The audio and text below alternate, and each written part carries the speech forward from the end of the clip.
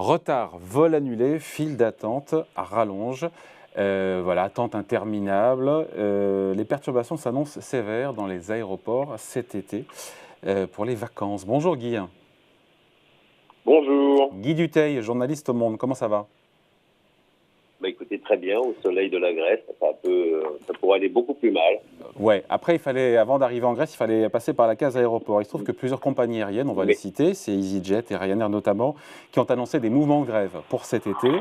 Et on se dit qu'il y aurait peut-être une espèce d'effet ciseau avec d'un côté la reprise du trafic aérien et de l'autre le manque de personnel dû aux appels à la grève, ce qui crée la pagaille dans les aéroports européens. exactement. Moi, j'ai vu un départ un petit peu perturbé vendredi pour venir en Grèce. Alors, c'était un cas personnel. Il suffit d'une petite anicroche pour que tout se thrombose.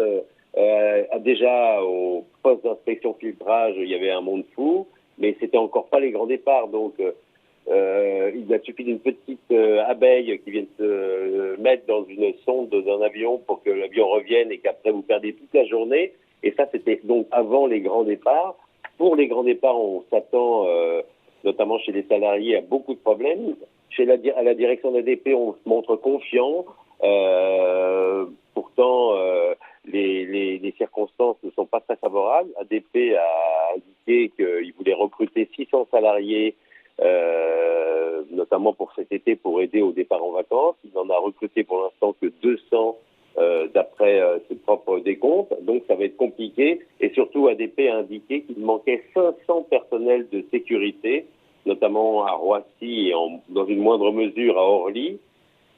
Et 500 personnels de sécurité, ça ne se trouve pas sous le sabot d'un cheval. C'est des personnes qu'il faut d'abord recruter, ensuite il faut former.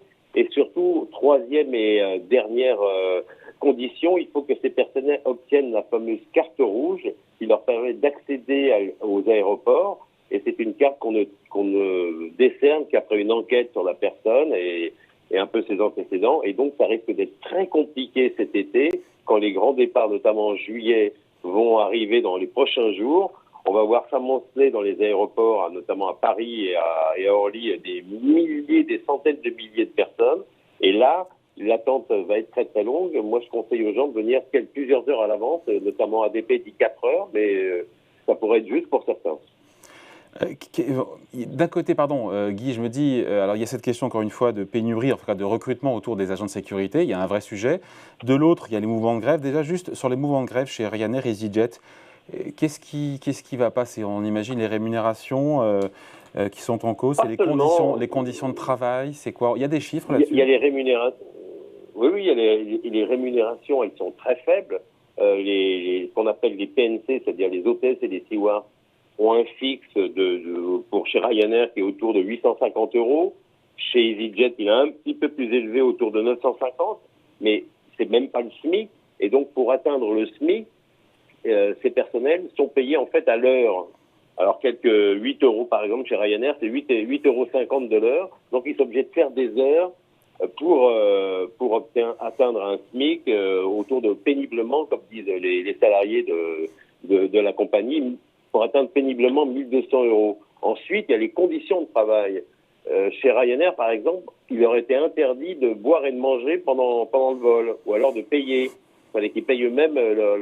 Et ça même, dans une autre compagnie low cost, ça a même occasionné une grève, parce qu'une hôtesse avait été surprise en train de boire une canette de soda, et elle a failli être virée pour cela. Il a fallu une grève, je crois, pour que la personne ne soit pas licenciée. Donc les conditions de travail sont aussi un des buts de revendication de ces salariés qui protestent depuis des années, mais là ça devient vraiment flagrant parce qu'il y a une pénurie, ils sont sous-effectifs, on leur demande de faire beaucoup d'heures pour pallier le sous-effectif.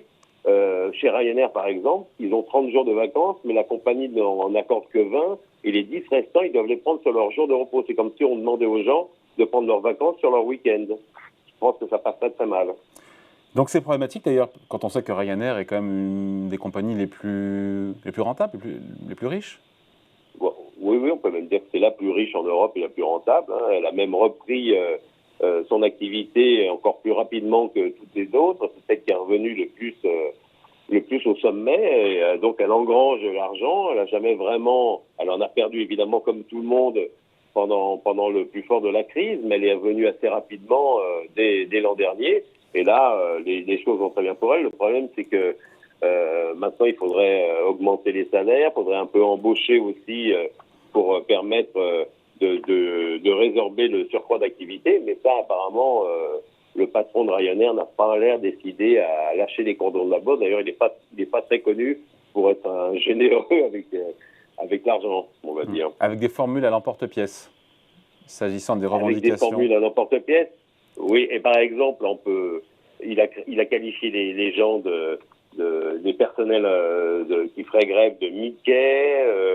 Il a déclaré qu'il préférerait même se faire amputer des 2 bras plutôt que de négocier, de signer un accord. Qu'il gênerait en enfer avant qu'il négocie avec les syndicats. Vraiment, c'est un homme qui a le sens du dialogue et de la sens du dialogue social. Donc, bon, voilà. Ouais.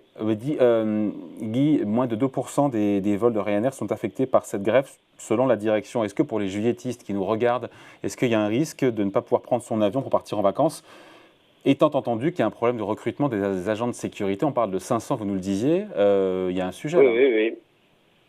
Il y a un sujet, et encore, c'est 500 parmi les personnels de sécurité, mais il faut savoir que parmi tous les personnels d'aéroport, par exemple, sur la plateforme de Roissy, il y avait un peu moins avant la crise de 100 000 personnes qui travaillaient là, sur cette plateforme, entre les personnels d'ADP qui sont quelques milliers et surtout les milliers de sous-traitants qui œuvrent sur l'aéroport. Il se trouve que pendant ces 2 années de Covid, et ADP, mais surtout les sous-traitants ont licencié à tour de bras. Les syndicats craignaient 30 000 suppressions de postes. Il y en aurait eu autour de 20 000, mais c'est déjà énorme. Et ils n'ont pas recruté, ils n'ont pas retrouvé le niveau d'avant malgré la reprise de l'activité. Donc il manque encore à peu près, on va dire, 12 000, peut-être 12 000 salariés. Et ces salariés-là, il se trouve que c'est compliqué de les retrouver parce que pendant la crise, certes, ils ont été licenciés, mais pour beaucoup, ils sont partis ailleurs, voire ailleurs, parce que les conditions de travail étaient meilleures, parce qu'il faut savoir que c'est très difficile de travailler sur un aéroport, vous travaillez en horaire décalé, souvent dans des conditions de travail difficiles, c'est-à-dire en plein hiver dehors ou en plein été sous la chaleur, sur le tarmac, c'est compliqué, c'est dur, pour des salaires très bas. Donc ces gens sont partis voir ailleurs, finalement les conditions étaient un petit peu meilleures, et pour les faire revenir, on les attire pas on n'attire pas les mouches avec du vinaigre, et comme apparemment ces sociétés ne veulent pas augmenter les salaires, elles n'arrivent pas à trouver les salariés pour remplacer ceux qui sont partis. Ouais. Je reviens sur cette grève Ryanair qui ne touchera pas le groupe ADP, donc Roissy et Orly, donc c'est pas dans ces 2 aéroports-là. Non, il n'y a pas de vol de Ryanair, mais ça peut toucher à Beauvais, par exemple, ou à Marseille, d'autres aéroports où Ryanair est très présent. Ou en Espagne, ou Amsterdam. Voilà, en Espagne. Et il faut savoir que cette grève, c'est une grève qui s'étale sur plusieurs jours. En France, c'est sur un nombre de jours plus restreint, mais en Espagne, c'est sur beaucoup plus de jours, et c'est surtout sur des jours de grand départ, de chassés-croisés, comme on dit. Et là, ça risque d'avoir une incidence assez forte sur à la fois les départs et les arrivées. Enfin, résultat, vous ne pouvez pas arriver à l'aéroport. Résultat, il risque d'y avoir de grosses complications sur certains aéroports, certaines destinations, pas toutes, évidemment, parce que Ryanair ou EasyJet ne desservent pas toutes les destinations, mais sur certaines destinations où les personnels sont très présents, et là où ils décideront de faire grève en nombre, là, il risque d'y avoir des problèmes, notamment donc en Espagne. Ouais. C'est pour ça qu'on vient à la France, on se quitte là-dessus. ADP conseille pour les longs courriers 4 heures, de venir avec 4 heures d'avance avant le décollage. Merci beaucoup. Explication, Guy Dutheil, journaliste au Monde. Profitez bien de la Grèce. À bientôt. Salut, bye.